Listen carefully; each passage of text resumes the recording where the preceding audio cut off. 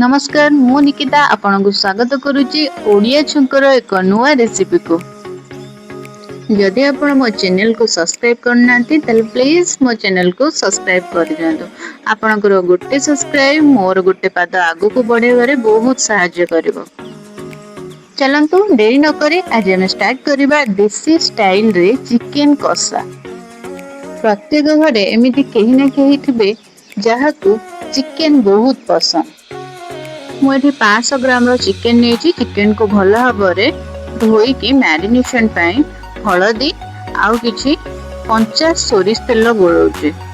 देखंतु मुझे हलदी पकेदेली एबे वर्तमान सोरिष तेल पकाउछि। सोरिष तेल और हलदी को भल भाव आम चिकन सहित गोलैकी रखिदबा। ताको हम अध घंटे पाई के रखिदबा। चिकन ले सोरिष तेल किंबा लेंबू आम जदि चिपुडुचंती ताहले तार कंचा स्मेल चिकन लो जो कंचा स्मेल ता सेटा हुए नहीं। चिकन कषारे जेहेतु आलू पड़ो तेणुक मुझे आलू को काटिकी भल भाव धोईकी रखी कड़े गरम कर सोरिष तेल दे आम ये आलू को भाजवा। बर्तमान मु आलू ये पकई देछि। तापर किछि लूण पकेली,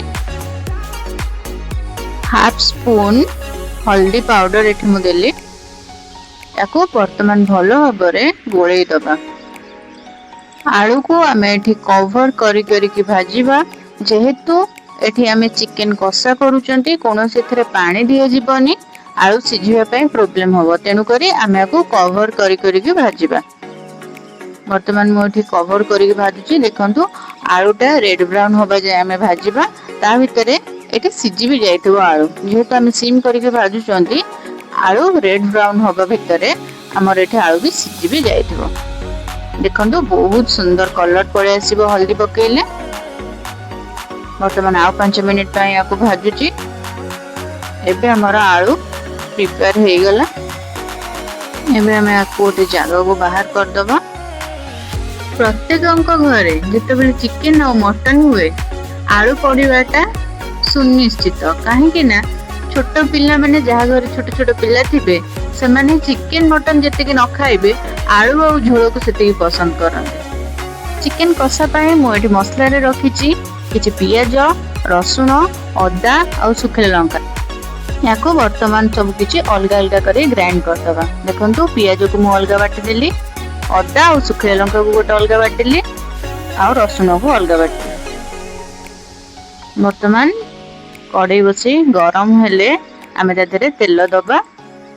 तेल गरम हो सारा पर एथिरे गोटे तेजपत्र, सुखिला मसला रे किछि दालचीन, गुजराती याको आमे एथिरे पक्के दबा।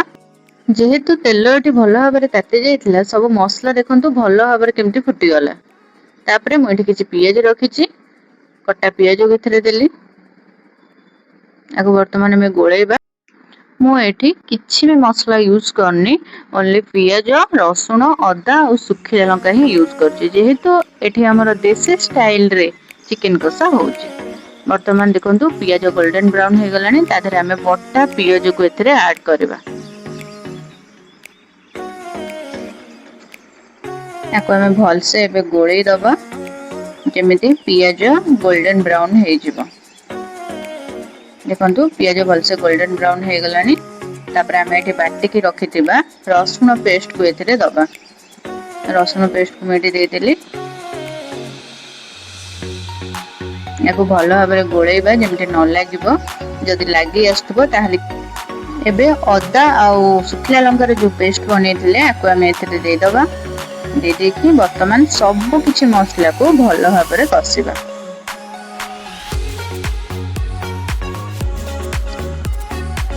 मुझे फारे टमाटो को काटिकी पके देछि जहा द्वारा कि चिकन रो टेस्ट बैलेंस हेकी रहइबो। एबे मु एथिरे 2 चम्मच लूण पकेबी। तापरे गोटे चम्मच हळदी पाउडर एठी मु पकेली। पकेकी भल भाबरे आमे मसला को एबे कसिबा। जे पर्यंत तेल न बाहरिछि मसला रो आमे से पर्यंत कसिबा। मसला जिते भल से आमे कसिबा चिकन कषार टेस्ट सेते भल रहइबो। जदि मसला कंचाणिया रही जिवो ताहले चिकन कषा भी सेमती मसला मसला स्मेल हबो। तेणु करी भल भाबरे देखंतु मुझे मसला को कषी देली तेल भी देखो बाहरी गलानी। एबे हमें मैरिनेशन करके रखिथिबा चिकन को एथरे ऐड करबा। देखो मुझे चिकन को एथरे पके देली।